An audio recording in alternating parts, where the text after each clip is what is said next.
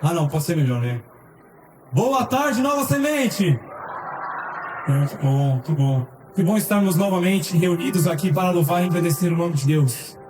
Tem um texto que diz o seguinte: Ele fortalece ao cansado e dá grande vigor ao que está sem forças.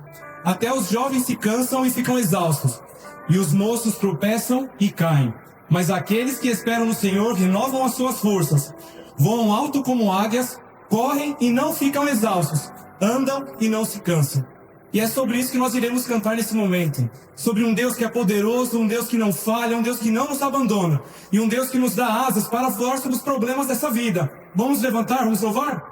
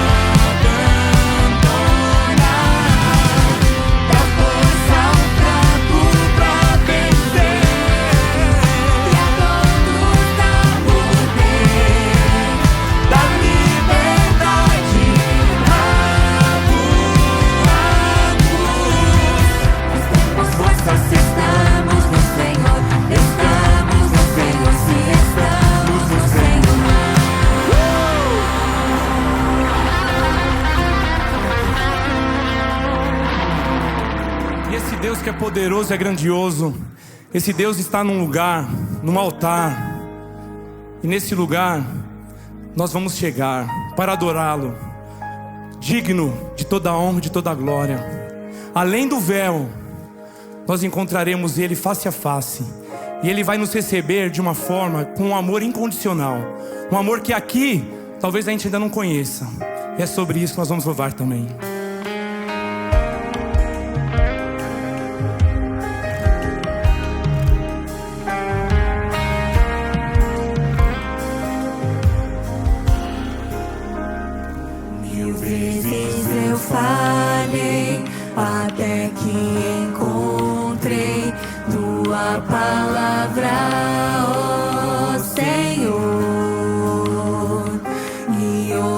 se eu cair, não vou mais me ferir.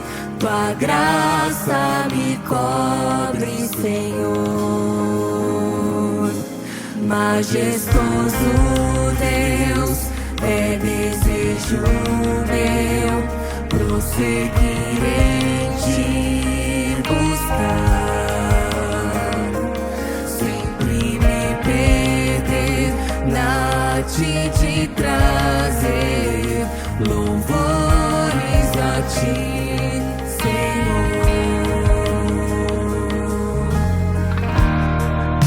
O meu coração coloco em tuas mãos e tudo o que eu sou, com vestes de louvor, eu vim, ó Senhor, oferecer o meu melhor no teu altar, na sala do trono, sentado à mesa, contemplando tua beleza, além do véu do Santo dos Santos. Sou só um súdito, mas ouço tua voz me chamar.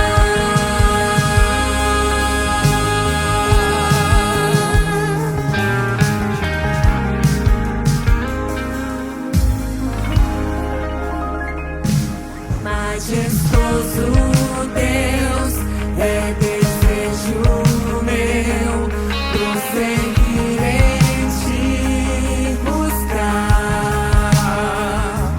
sempre me perder na arte de trazer louvores a ti, Senhor. O meu coração coloco em tuas mãos e tudo o que eu sou, com vestes de louvor, eu vim, ó Senhor, oferecer o meu melhor no teu altar, na sala do trono, sentado à mesa, contemplando tua beleza, além do véu do Santo dos Santos. Sou só um súdito, mas ouço tua voz no teu altar, na sala do trono, sentado à mesa, contemplando tua beleza, além do véu do Santo dos Santos. Sou só um súdito, mas ouço tua voz me chamar, mas ouço tua voz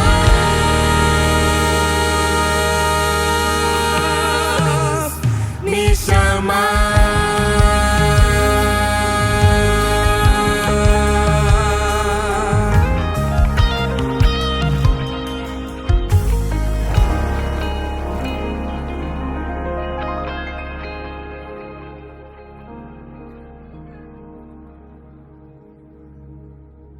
Livro dos Salmos, capítulo 139, ele é tido por muitos como um dos principais, ou se não o principal, capítulo dos Salmos. Um rabino judeu que viveu na época da Idade Média, ele chegou a dizer que esse salmo é a coroa de todos os salmos. E nesse salmo é retratada a onisciência, a onipresença e a onipotência de Deus. No versículo de número 4 diz o seguinte: o Senhor sabe tudo o que eu vou dizer antes de a palavra ser formada em minha boca. E algumas pessoas já ao longo do tempo, ao conversar comigo, dizem: olha, mas a Bíblia diz que Deus sabe de tudo. Por que é que eu preciso orar então? O interessante é que quando a gente vai para Filipenses 4:6, Paulo vai dizer: Não se aflijam com nada. Em vez disso, orem a respeito de tudo. Contem a Deus as necessidades de vocês. E não se esqueçam de agradecer. Os 2 versos, Salmos e Filipenses, eles não são excludentes, mas são complementares. Nesses textos, eu e você podemos ver a graça e a misericórdia de Deus. Deus dizendo para mim que quer se relacionar comigo e com você. E Ele, embora Ele seja onisciente, saiba de tudo, antes que pronunciemos, Ele diz: Anderson, venha, conte, fale para mim, exponha, eu quero me relacionar com você. Eu te amo, eu estou sempre pronto, apto a te escutar, a te ouvir com a atenção que talvez ninguém dispense a você, eu sempre vou ouvir. E nesse momento, eu quero me valer disso e quero convidar você também a se ajoelhar, para que nós conversemos com esse Deus que está pronto a nos escutar.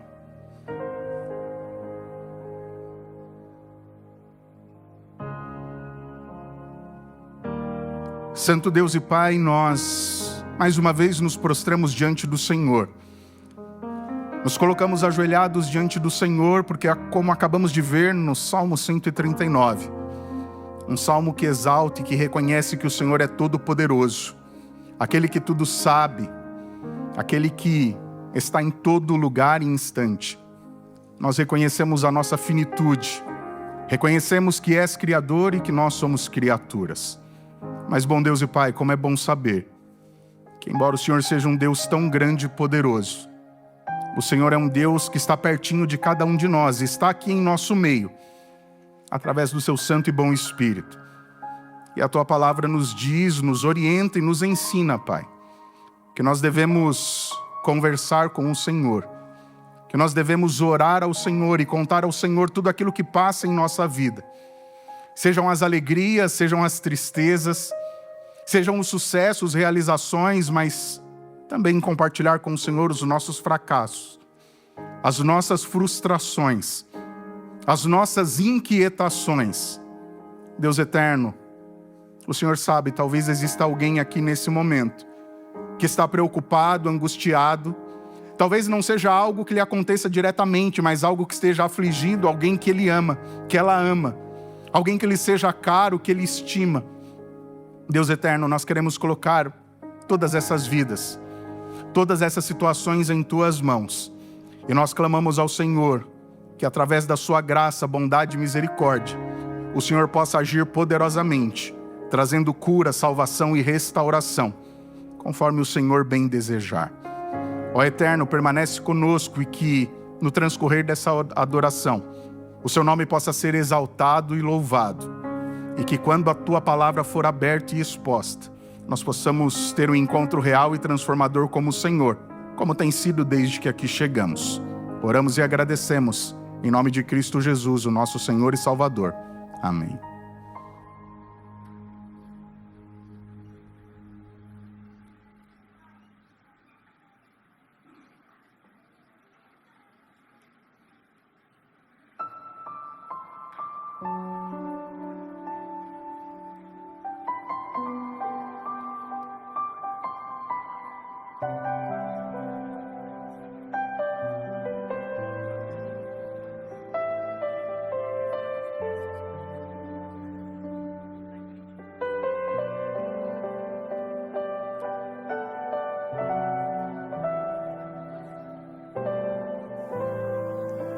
Sei que os teus olhos,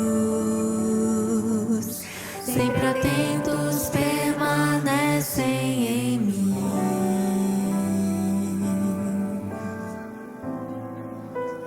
E os teus ouvidos são sensíveis para ouvir meu clamor. Posso até chorar, mas a alegria vem de manhã. És Deus de perto e não de longe, nunca mudaste, Tu és fiel.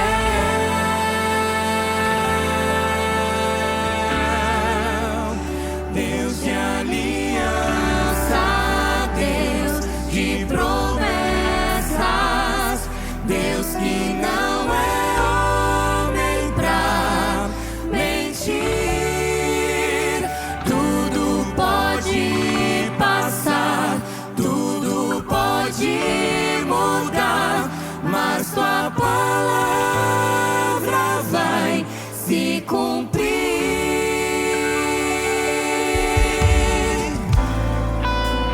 Sei que os seus olhos, sempre atentos, permanecem em mim. Eu quero ouvir só a igreja cantando agora. E os seus ouvidos. E os seus ouvidos.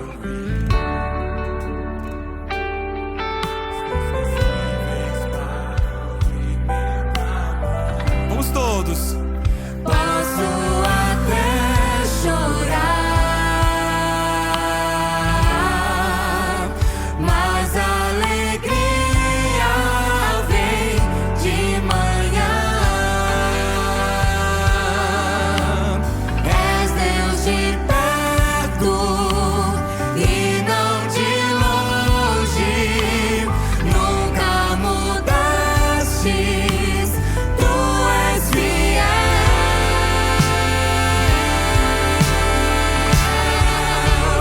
Deus de aliança, Deus de promessas, Deus que não é homem pra mentir. Tudo pode passar, tudo pode mudar, mas tua palavra vai se cumprir. Posso enfrentar o que for, eu sei quem luta por mim. Seus planos não podem ser frustrados. Minha esperança está nas mãos do grande eu sou. Meus olhos vão ver o impossível acontecer. Deus de aliança, Deus de promessas, Deus que não é homem pra mentir. Tudo pode passar, tudo pode mudar, mas tua palavra vai se cumprir.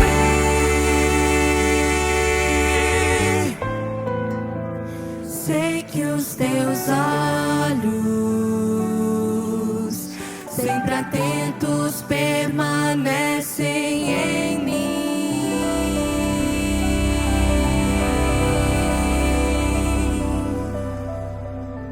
A Bíblia, ela demonstra uma maneira muito direta de como Deus se relaciona com a humanidade.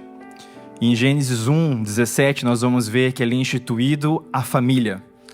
Em Gênesis 2:2 é instituído o sábado como aliança. Em Gênesis 9, nós já vamos videalizar ali, a gente vai conseguir identificar a aliança entre Deus com Noé, com a humanidade, por meio do arco-íris, como uma prova, imagem. E essa relação, quando a gente vai olhar todas as alianças, tem algo que é o denominador em comum. Deus dá, o homem devolve com a fidelidade. Fato que, recentemente, cada vez mais artigos científicos e a própria ciência vem demonstrando uma relação muito interessante. Em 2009, um artigo publicado pelo Michael Calloway e pelo Brian McLeod, ele tem um título como Religion, Self-Control and Self-Regulation. Religião, autorregulação e autocontrole. Eles analisaram mais de 8 décadas de estudo. Eles descobriram nessa análise que as pessoas que tinham vínculo, acreditavam em algo maior, acreditavam em Deus, elas tinham índices muito majoritários de aumento de felicidade, aumento de desempenho acadêmico, uma potencialidade, um casamento muito mais feliz. E por que exatamente disso? Quando eles foram analisar, e a gente vai observar, é muito claro que quando nós acreditamos em algo fora de nós, e hábitos como o de doar e de devolver o dízimo façam que nós acreditamos que nós não somos o centro do mundo, que há algo maior fora de nós. E esse hábito faça com que transforme nós de dentro para fora. Veja, há uma frase do Lao Tse que diz assim: quando nós somos fortemente amados, nós ganhamos força. Quando nós amamos profundamente, nós ganhamos coragem. Veja que o vetor, quando é de fora para dentro e de dentro para fora, ele altera o meio, aquilo que vai nos movimentar, aquilo que é o combustível de toda a equação. A doar e devolver o dízimo não se trata de um ato de generosidade, apenas de reconhecer que Deus é o nosso Criador. Lembrar que Jesus Cristo na cruz não doou 10%, Ele entregou a sua totalidade. E como prova dessa aliança, a nós cabe apenas devolver 10% de tudo aquilo que Ele já deu. É apenas uma pequena demonstração para nós participarmos desse ciclo de relação que Deus usa da humanidade, do céu para a terra, desde o momento da criação.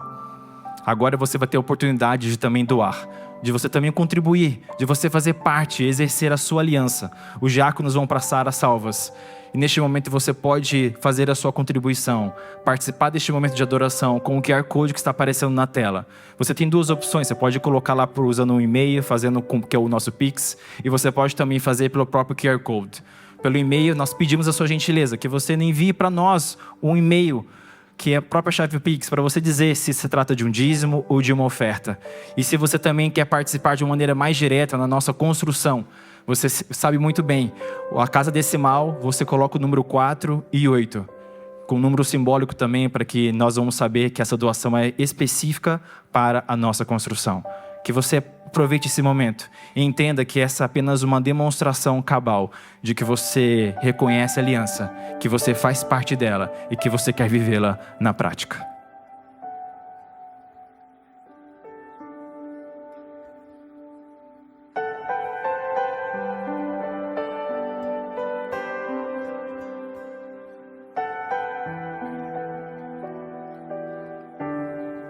Sei que estás aqui, Senhor. Podes perceber quem sou. Podes ver se há em mim um verdadeiro adorador. A minha oferta eu ofereço a ti,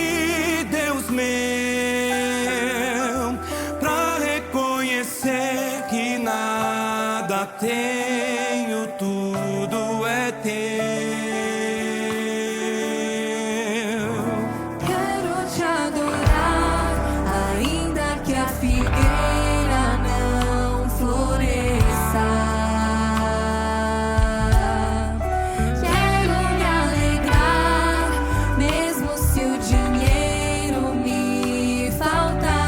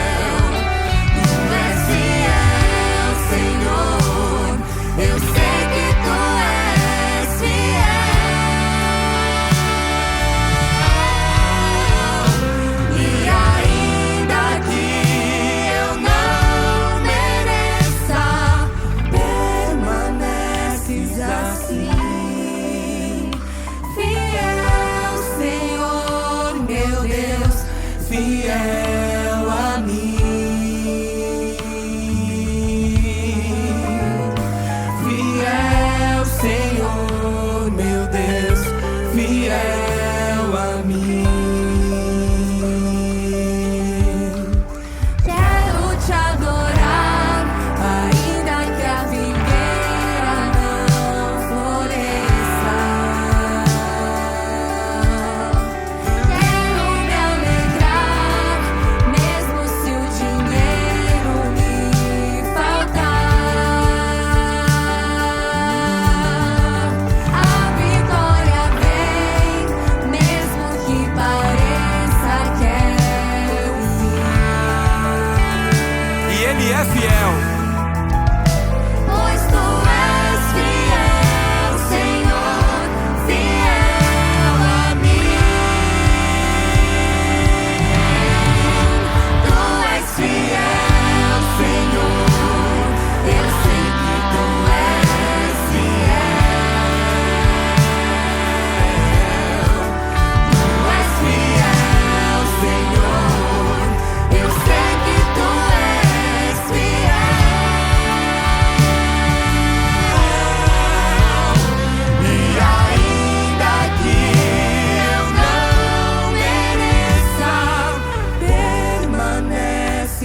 assim. Fiel, Senhor, meu Deus, fiel a mim.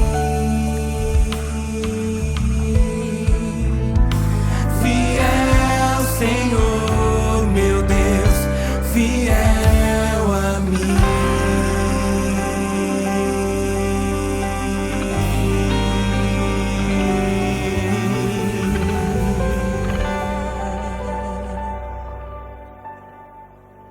Senhor Deus, nós estamos apresentando a Ti a nossa adoração, parte dela.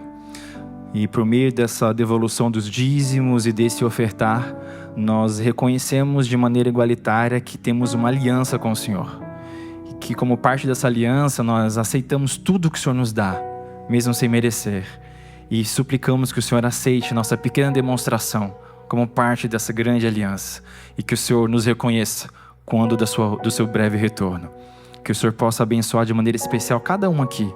E que a gente possa sair com o sentimento de completude, de que o Senhor recebeu as nossas ofertas e os nossos dízimos. É isso que te pedimos em Teu nome.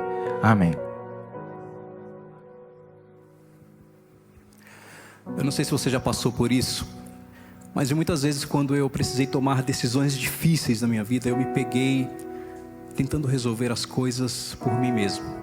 Pelas minhas próprias forças, pelos meus próprios métodos, pelas minhas próprias estratégias. Quando em muitas dessas vezes, o que eu mais precisava era descansar em Jesus. E experimentar a paz que excede todo entendimento e que vem dele. E mesmo assim eu não fiz. Eu não sei como que você chegou aqui hoje. Eu não sei o que passa no seu coração. Mas eu quero te dizer que tudo que você precisa nessa vida é Jesus. Então você vai ter agora a oportunidade, junto conosco, de se levantar e entregar nas mãos dele o seu viver e experimentar a paz que excede todo entendimento. Então adore.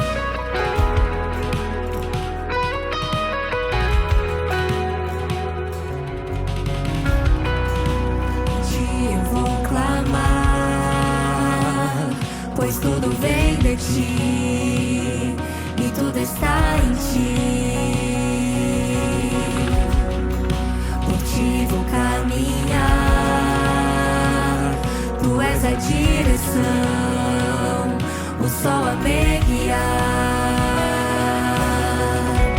Tudo pode passar, teu amor jamais me deixará. Sempre há de existir novo amanhã preparado pra mim.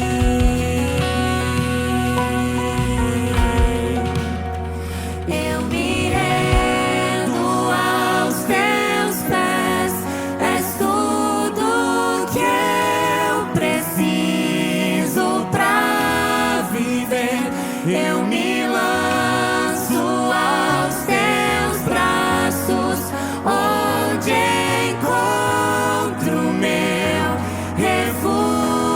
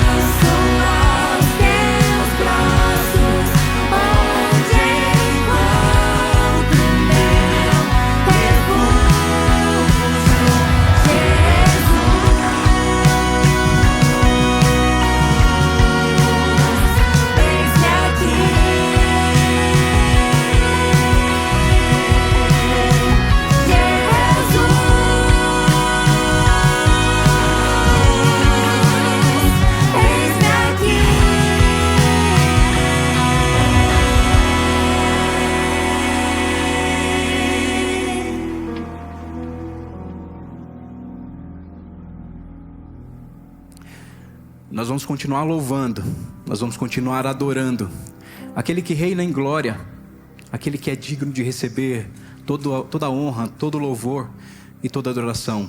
Não há sabedoria maior, não há poder maior, todo o poder está nele. Nós vamos ter a oportunidade de exaltar e glorificar o nome de Jesus. Vamos juntos.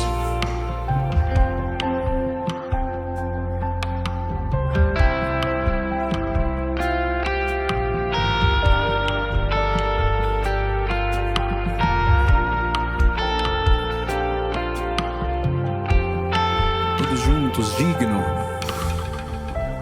Digno é o Cordeiro que foi morto, santo, santo Ele é. Um novo cântico ao que se assenta sobre o trono do céu.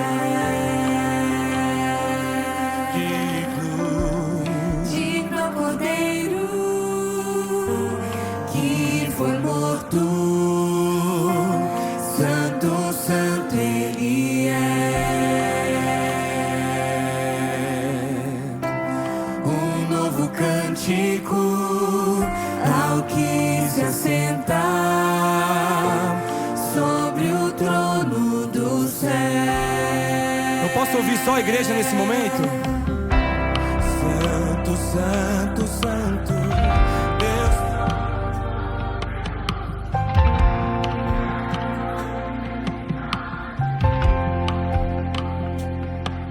Com a criação.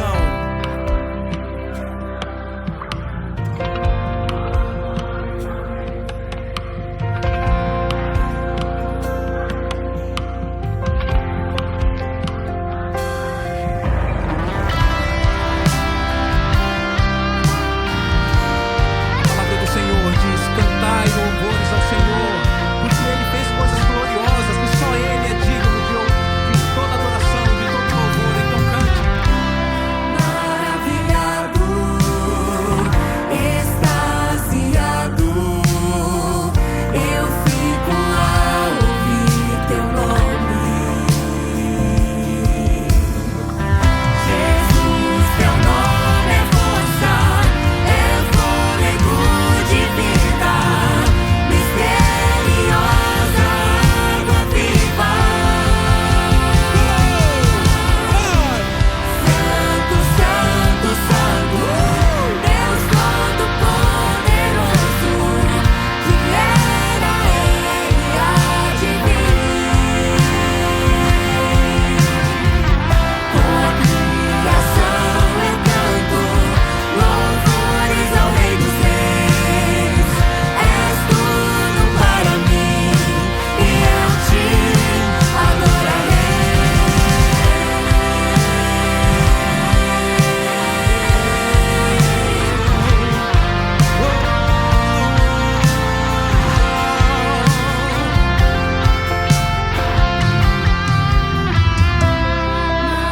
Maravilhado, extasiado, eu fico ao ouvir teu nome. Maravilhado. Maravilhado, extasiado, eu fico ao ouvir teu nome. Vamos lá. Jesus, teu nome é força, é fôlego de vida, misteriosa água viva.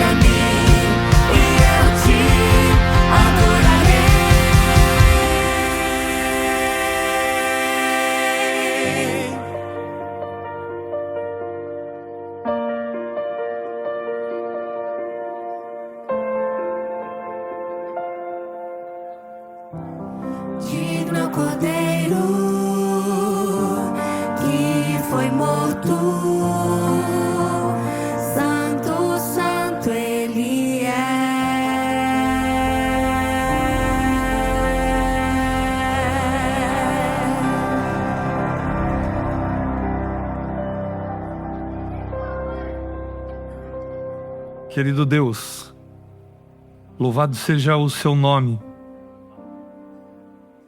por tudo que o Senhor tem feito na vida de cada um de nós. Muito obrigado a Deus por ter nos trazido até aqui, nessa tarde, para te louvarmos e te adorarmos em espírito e em verdade. Que o Senhor fale ao nosso coração, Pai. Que o Senhor toque a nossa vida e que possamos, de fato, sair daqui transformados pelo mover do Teu Santo Espírito. Cuida de nós, ó Deus, e nos abençoa em nome de Jesus. Amém.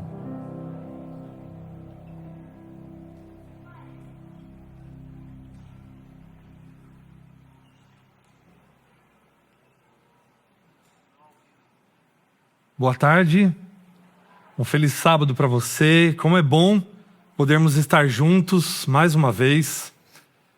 Embora estejamos aqui na Igreja Central de São Paulo, essa continua sendo a comunidade da Nova Semente, que existe com o propósito de que a cada encontro nós possamos ter uma experiência real e transformadora com Deus. E que de fato hoje seja mais um momento assim, que nós tenhamos mais uma experiência real e transformadora com Ele.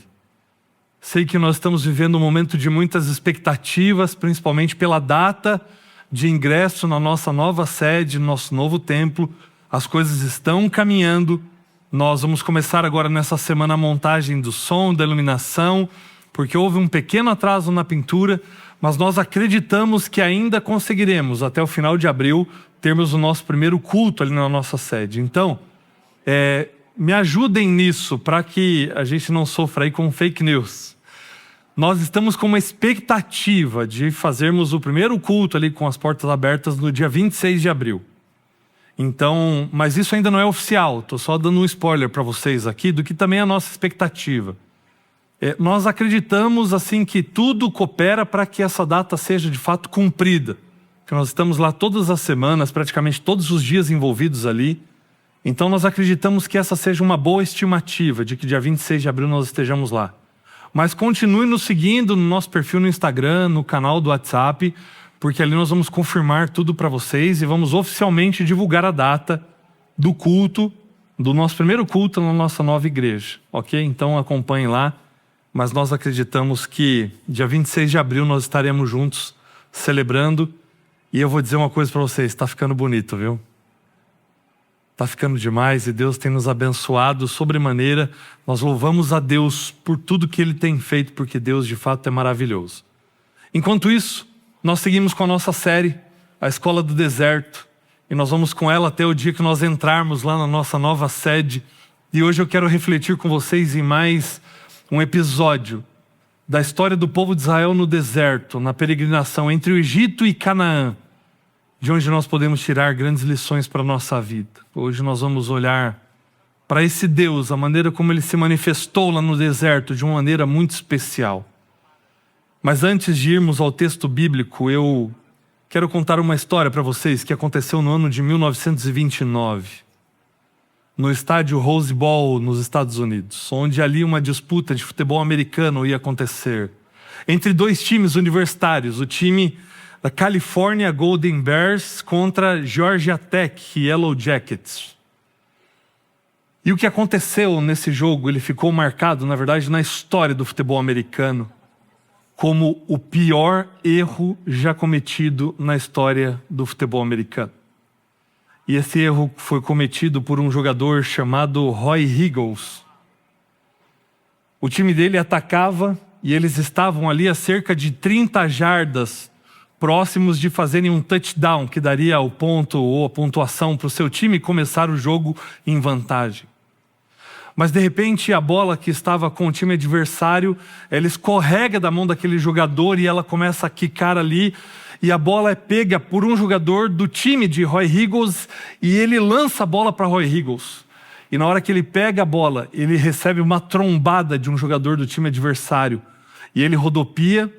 E ele começa a correr agora na primeira direção para onde ele estava olhando. O que Roy Higgles não percebeu é que ele corria agora na direção contrária. Ao invés de ir para o seu ataque e chegar na última linha do campo e fazer um touchdown para o seu time, Ele ficou desnorteado e ele começou a correr na direção da sua defesa, do campo que ele tinha que defender. E agora ele começa a ir na direção de cruzar a última linha que daria, se a bola estivesse com o time adversário, pontos para o time adversário. A torcida começa a gritar para que ele perceba o que está acontecendo, tentando avisá-lo que ele estava correndo na direção contrária. Mas ele está tão concentrado naquilo que ele está fazendo que ele não ouve a torcida. Os jogadores do seu próprio time tentam agarrá-lo, tentam impedi-lo de prosseguir, mas ele se desvia de cada um dos jogadores do seu próprio time e continua correndo. Até que um jogador do seu próprio time, conhecido pela sua velocidade, ele consegue alcançar Roy Higgles. E ele consegue fazer Roy Higgles parar a 3 jardas da última linha do seu campo de defesa. E no momento em que esse jogador consegue parar Roy Higgles, os jogadores do time adversário o derrubam no chão. E agora o time adversário está apenas a 3 jardas de fazer um touchdown para o seu próprio time. Eles não conseguem fazer o touchdown, mas a jogada que o time adversário executa a partir do erro de Roy Higgles lhes dão os 2 primeiros pontos de vantagem no jogo. Era o segundo quarto de 4 tempos no futebol americano. Um pequeno intervalo para os últimos 2 quartos de tempo. Os jogadores não olham na cara de Roy Higgles. Roy Higgles, atordoado com tudo que ele tinha feito, ele agora diz para o seu treinador e para o seu time também que ele não vai voltar para o campo. Ele diz: eu não tenho coragem de encarar essa torcida de novo.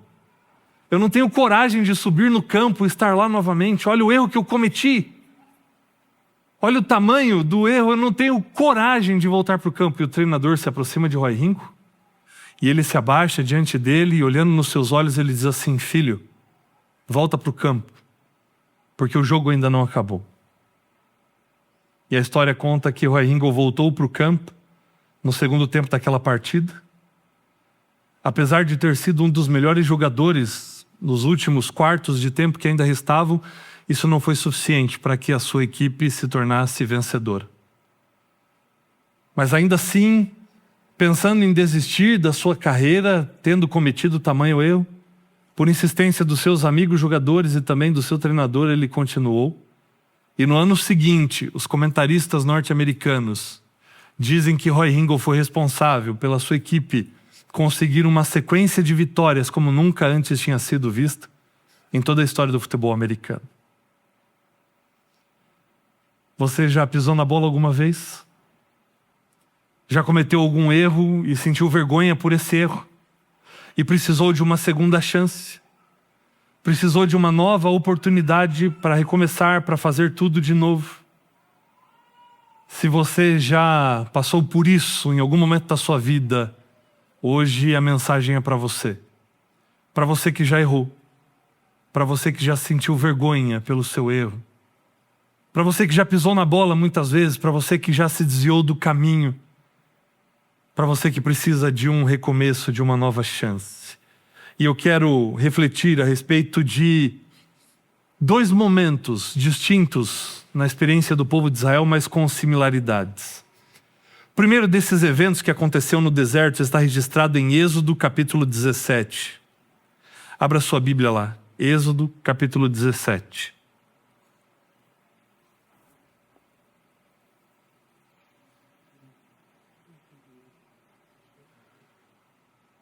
Uma experiência conhecida do povo de Israel, mas que tem uma lição muito importante para nós. Êxodo capítulo 17 começa contando para nós a experiência do povo tendo passado pelo Mar Vermelho, tendo passado pelas águas amargas de Mara, tendo recebido maná do céu. E agora o povo se vê sem água, mais uma vez, como foi depois da travessia do Mar Vermelho. E aqui o povo está sem água de novo, o povo vai começar a fazer aquilo que ele era especialista em fazer. O povo vai reclamar, vai murmurar. E eu quero ler o relato para depois fazermos algumas considerações. Êxodo 17, a partir do verso 1. Toda a congregação dos filhos de Israel partiu do deserto de Sim, ou deserto de Sur, em algumas versões, fazendo suas paradas segundo o mandamento do Senhor, e acamparam em Refidim. mas ali não havia água para o povo beber. Então o povo discutiu com Moisés e disse: dê-nos água para beber. Moisés respondeu: por que vocês estão discutindo comigo? Por que estão tentando o Senhor? Mas ali o povo estava com sede de água e murmurou contra Moisés, dizendo: por que você nos tirou do Egito para nos matar de sede? A nós, aos nossos filhos e aos nossos rebanhos? Então Moisés clamou ao Senhor: que farei com este povo? Daqui a pouco vão me apedrejar. O Senhor respondeu: passe adiante do povo e leve com você alguns dos anciãos de Israel. Leve também o bordão com que você feriu o rio Nilo e siga em frente. Eis que estarei ali diante de vocês sobre a rocha em Horebe. Bata na rocha e dela sairá água e o povo beberá. Moisés assim o fez na presença dos anciãos de Israel e chamou o nome daquele lugar Massá e Meribá, por causa da discussão dos filhos de Israel e porque tentaram o Senhor dizendo: está o Senhor no meio de nós ou não? Eles estão em Refidim, não tem água, e Deus dá uma ordem muito clara para Moisés. Moisés, pega o teu bordão, com o qual você abriu o rio Nilo, com o qual você abriu o mar também, e agora ajunta o povo, e diante do povo bate na rocha, e a rocha vai dar água. Deus e as suas maneiras inusitadas de resolver as coisas. Deus, ele trabalha com as coisas loucas, como diz Coríntios 1:27. Deus escolheu as coisas loucas do mundo para envergonhar as sábias. É para a gente reconhecer que essas bênçãos vêm das mãos dele e não da nossa capacidade, daquilo que a gente pode fazer. Do lugar mais improvável, Deus vai mostrar para o povo que ele pode tirar bênção, que ele pode tirar solução. O homem não vê porque é limitado, o homem não pode fazer muita coisa porque é pequeno demais. E o que Deus vai mostrar recorrentemente para esse povo é que isso não importa, porque ele pode todas as coisas. Ele pode até mesmo tirar água de um lugar menos provável. Ele pode fazer água brotar da rocha. E ali uma ordem clara: Moisés, bate na rocha e da rocha vai sair água. E a Bíblia diz que Moisés assim o fez. Moisés reuniu o povo, Moisés bate na rocha e o que acontece é que sai água. E ele dá para o povo beber. Esse relato, ele diz respeito ao começo da peregrinação no deserto. O povo tinha recém saído do Egito, passado algum tempo ali no Sinai. Depois do Sinai, 3 dias depois, eles estavam em Mara e pouco tempo depois aconteceu esse relato de Refidim. Depois disso, os espias vão espiar a terra e aí os 10 espias eles vão dar aquele testemunho negativo, como o sermão de semanas anteriores. E aí, por conta dos 40 dias espiando a terra, o povo vai passar agora 40 anos no deserto. E esse tempo se passa. Aproximadamente 40 anos se passaram. E agora o povo vai se encontrar num outro lugar, mas em condições semelhantes. E agora eu quero que você vá comigo até Números, capítulo 20. Porque em Números, capítulo 20, o povo se encontra agora. Depois dos 40 anos no deserto, eles se encontram em Meribá. E uma situação muito semelhante, porque o povo vai ter escassez de água novamente. E o que o povo vai fazer 40 anos depois? Vai reclamar de novo. O povo vai reclamar que não tem água.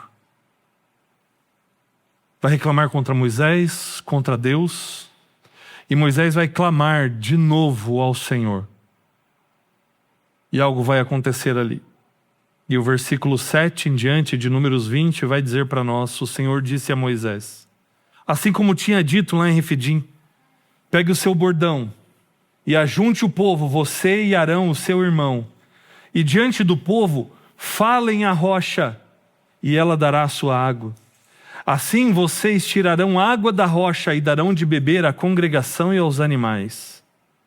Então Moisés pegou o bordão que estava diante do Senhor, como este lhe havia ordenado. Moisés e Arão reuniram o povo diante da rocha.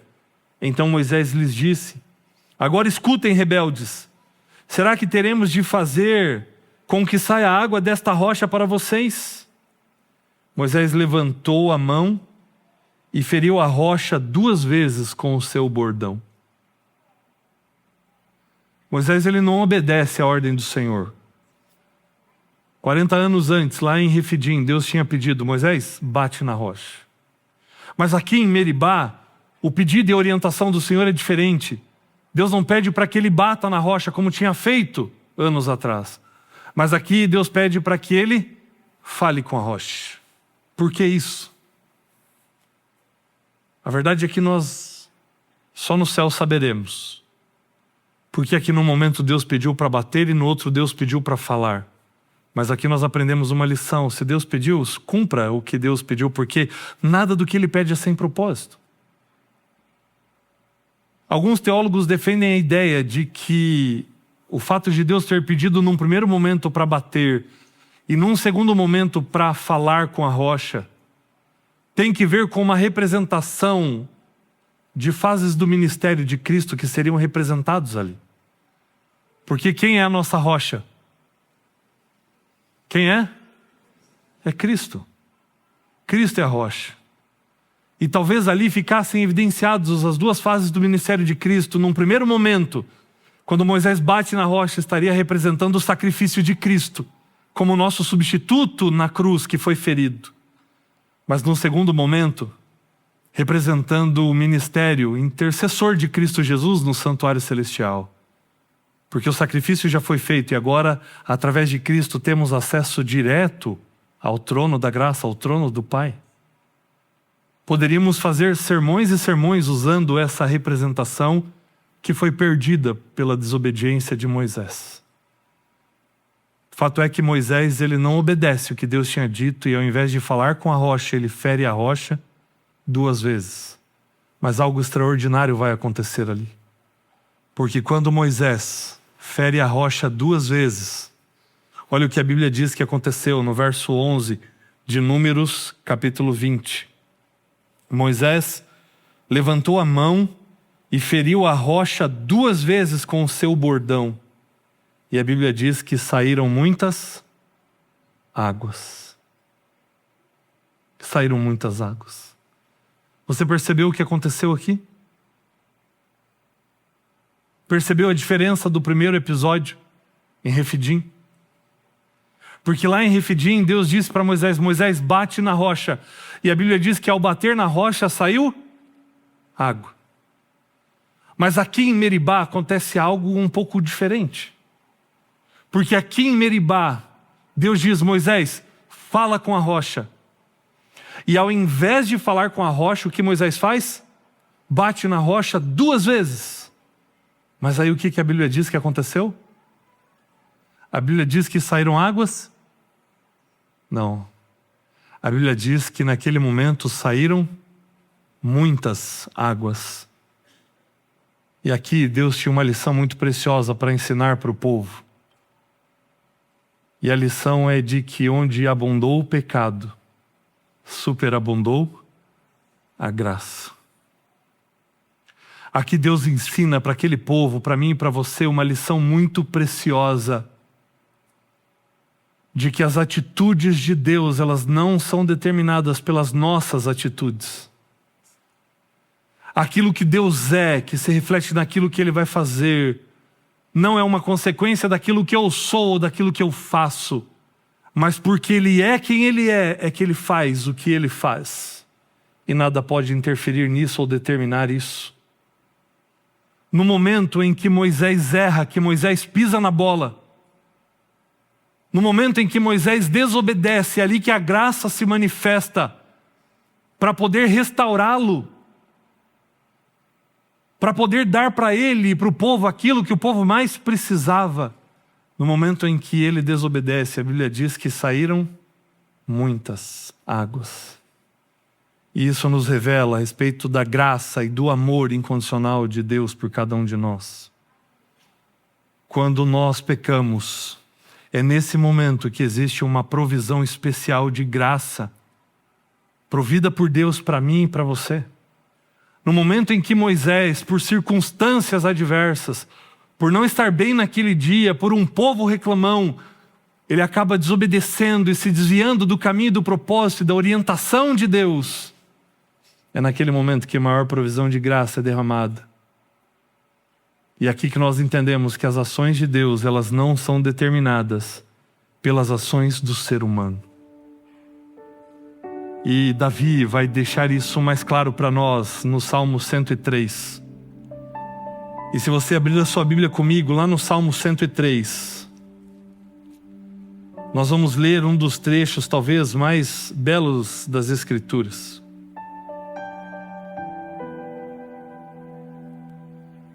Porque no Salmo 103, a partir do verso 7, a Bíblia vai nos dizer o seguinte: manifestou o Senhor os seus caminhos a Moisés e os seus feitos aos filhos de Israel. O Senhor é compassivo e bondoso, tardio em irar-se e rico em bondade.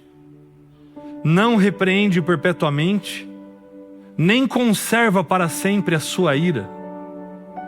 Ele não nos trata segundo os nossos pecados, nem nos retribui conforme as nossas iniquidades. Amém por isso? Pois quanto o céu se eleva acima da terra, assim é grande a sua misericórdia para com os que o temem. Quanto o Oriente está longe do Ocidente, assim ele afasta de nós as nossas transgressões. Como um pai se compadece de seus filhos, assim o Senhor se compadece dos que o temem, pois Ele conhece a nossa estrutura e sabe que somos pó. No momento em que Moisés mais precisa, a graça de Deus se manifesta abundante, profusa, para atender a necessidade do seu povo e para prover restauração. Há quem diga que por conta desse episódio Moisés não vai entrar na terra prometida. Isso é uma meia verdade. Porque de fato ele não entra naquele momento com o povo por causa desse episódio, por ter desobedecido aqui. E nós podemos ver isso como uma reprimenda de Deus, como uma retaliação de Deus. Mas esse Deus que fez com que saíssem muitas águas, Ele não se deixa levar pelas nossas condutas ou por emoção. Mas Moisés não entra naquele momento da terra prometida, não foi como retaliação só disso, mas porque Deus, a partir do momento de arrependimento de Moisés, passa a ter para ele um plano muito maior. Porque ele morre no cume do Monte Nebo, vendo a terra prometida. A Bíblia, no livro de Judas, no versículo 9, vai dizer que o próprio Jesus desceu para ressuscitar Moisés e levá-lo ao céu. E quando você vai ler no Lucas, capítulo 9, o relato da transfiguração, você vai perceber que quando Jesus sobe ao monte da transfiguração com Pedro, Tiago e João, duas pessoas aparecem ali com Jesus: Elias e Moisés.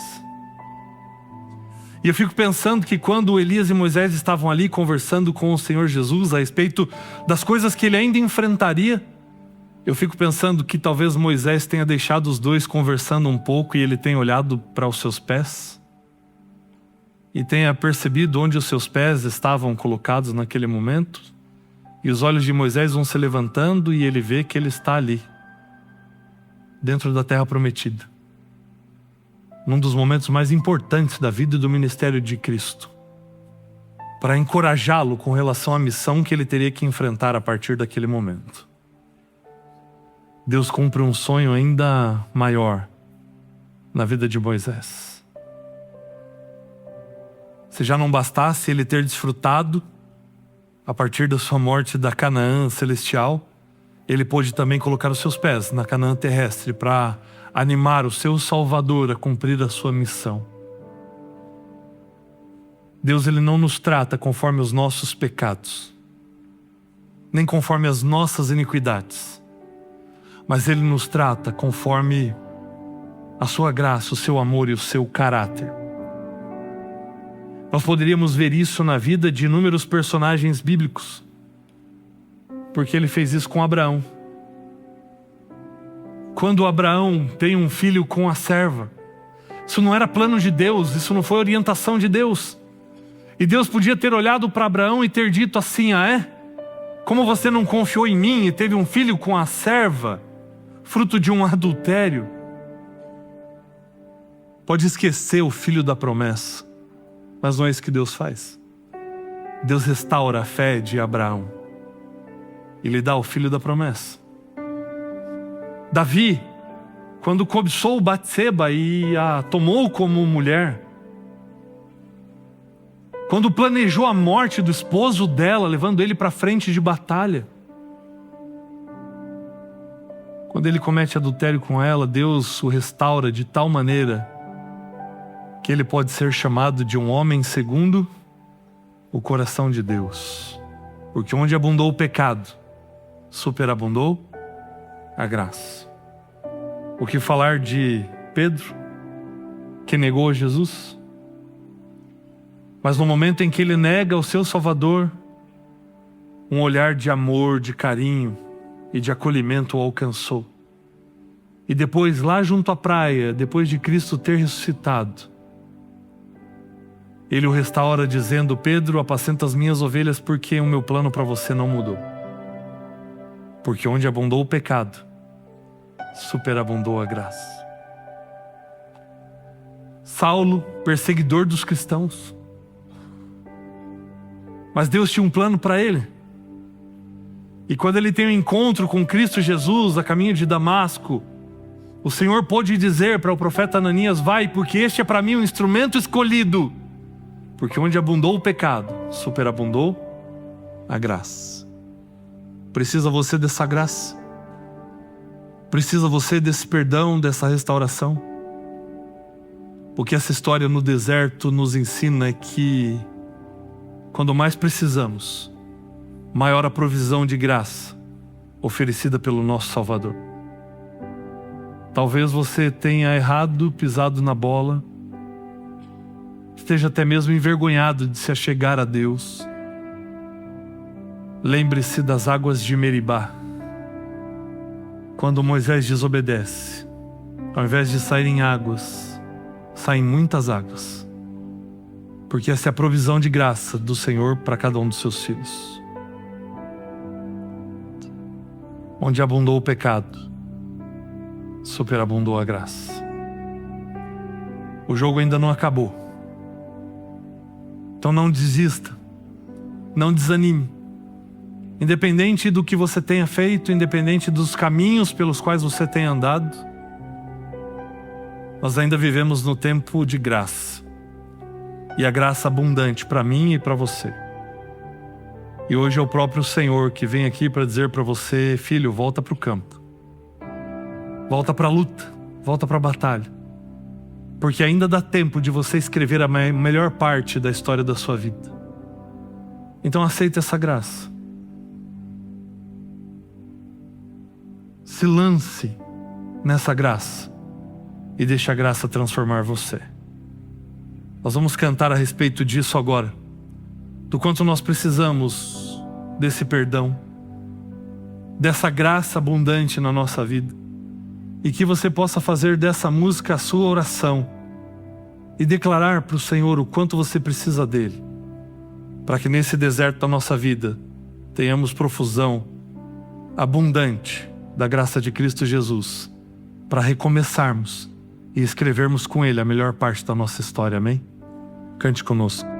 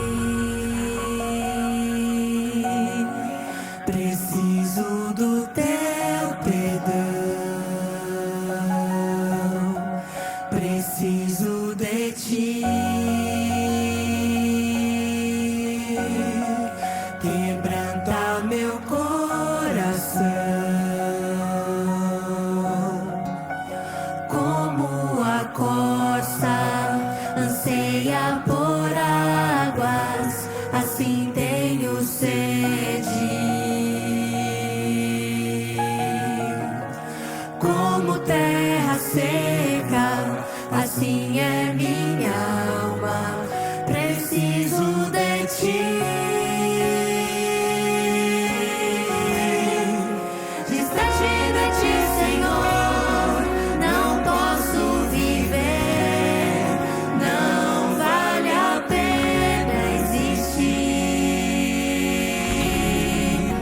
Escuta o meu clamor, mais que o ar que eu respiro, preciso de ti.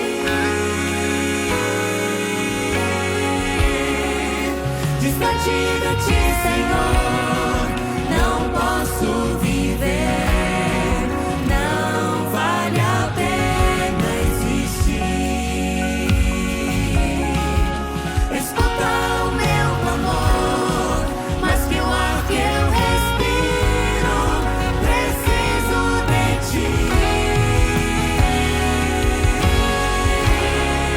Não posso esquecer. Só as mulheres. O que fizeste por mim, como alto é o céu, tua misericórdia é sem fim. Vamos cantar todos. Como um pai se compadece dos filhos, assim tu me amas. Afasta as minhas transgressões, preciso de ti. Distante de ti, Senhor, não posso viver, não vale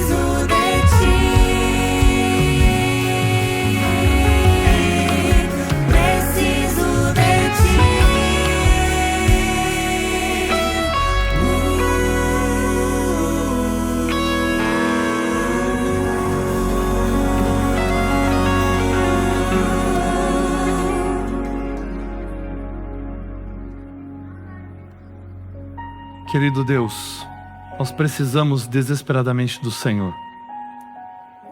Porque o Senhor é o ar que nós respiramos, sem o Senhor não somos nada. E nós pedimos, ó Deus, que o Senhor derrame abundantemente a sua graça sobre nós. Cuida de nós, ó Deus. E se nos desviamos no caminho da vida, nos alcance e nos traga de novo para perto dos seus braços de amor, porque ali nós estaremos seguros. Muito obrigado, ó Pai, porque quando nós mais precisamos, é quando temos maior abundância de graça, de perdão, de poder para vencermos o mal, vencermos o pecado. E esse é o nosso desejo, de termos a nossa vida rendida completamente aos Teus pés. Perdoa os nossos pecados, ó Deus. E se alguém hoje aqui precisa de uma nova chance, de um novo recomeço, que saia daqui com a certeza do perdão e da salvação que há em Cristo, para escrever a partir de agora a melhor parte de sua história. Muito obrigado, porque o sacrifício de Cristo na cruz do Calvário nos trouxe perdão e salvação, e que a esperança de vida eterna possa guiar cada um dos nossos passos até aquele grande dia quando o veremos face a face. Continua conosco, ó Deus, e abençoa-nos, em nome de Jesus. Amém, Senhor. Amém. Essa é a Nova Semente, uma experiência real e transformadora com Deus. E antes de nós nos despedirmos, eu quero chamar para que venha aqui o pastor André, e imagino que ele talvez esteja acompanhado de alguns dos anciãos aqui da igreja. Por favor, pastor Renan. E quem mais? Mauro. O Mauro. O Mauro está aqui representando a liderança da igreja. Eles estão aqui representando toda a liderança da Igreja Central, porque nós gostaríamos do fundo do coração de agradecer o que vocês têm feito por nós. Vocês abriram as portas da Igreja Central e para nós, para a nossa comunidade, tem sido uma bênção nos reunirmos aqui cada sábado. A gente poderia dar uma salva de palmas para a Igreja Central?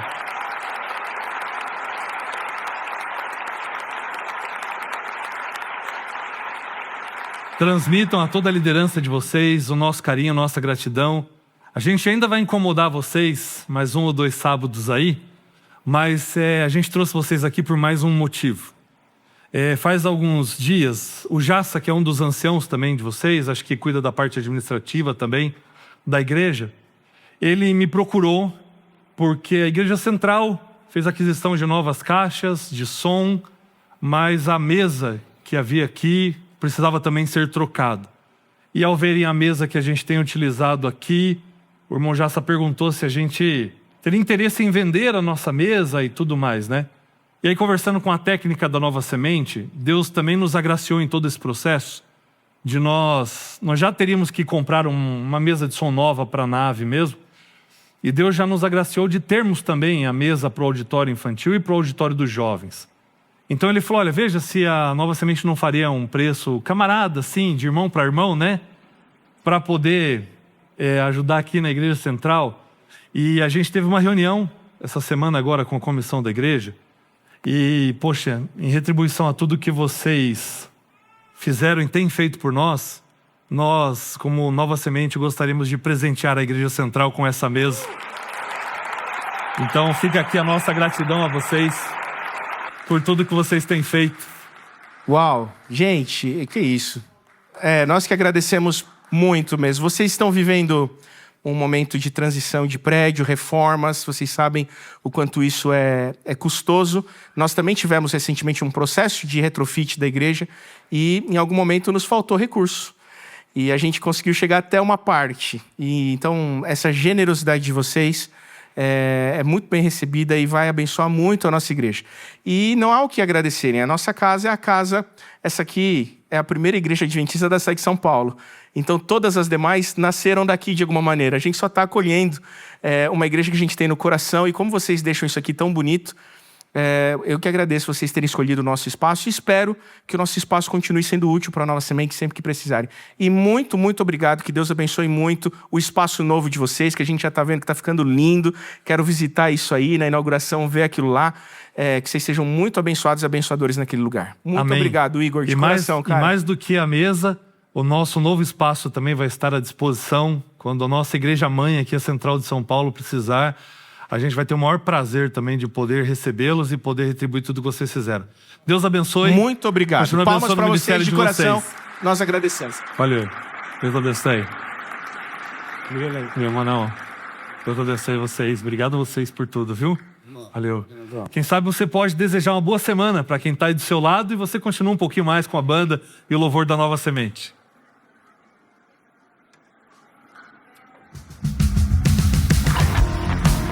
Não vamos embora não, pessoal. Vamos cantar, vamos cantar.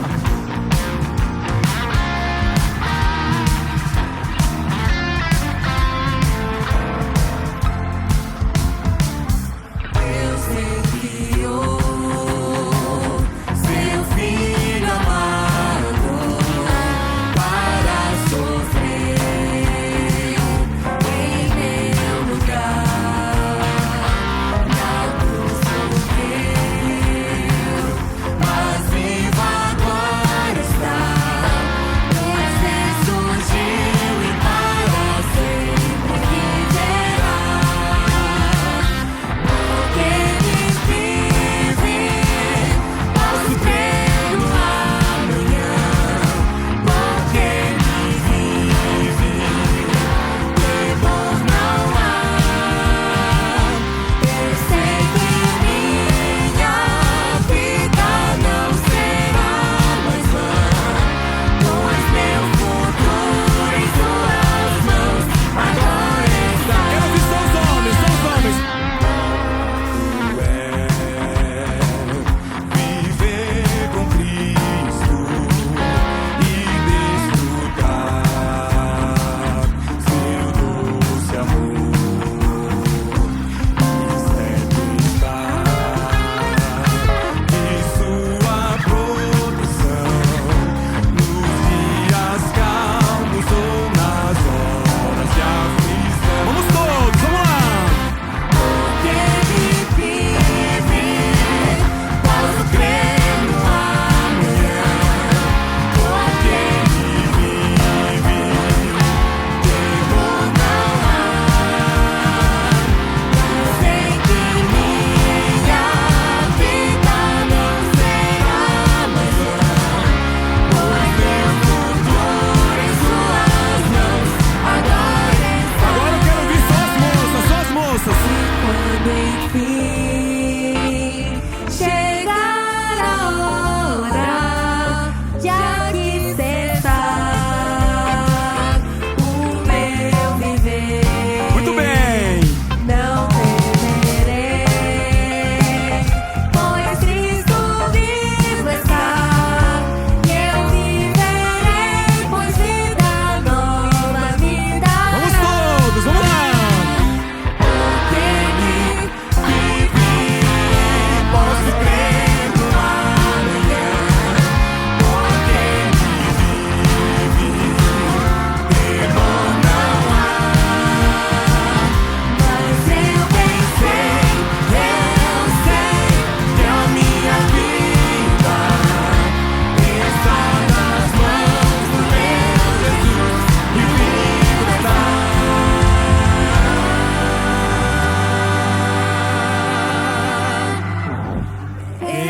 Está nas mãos do meu Jesus que vivo está.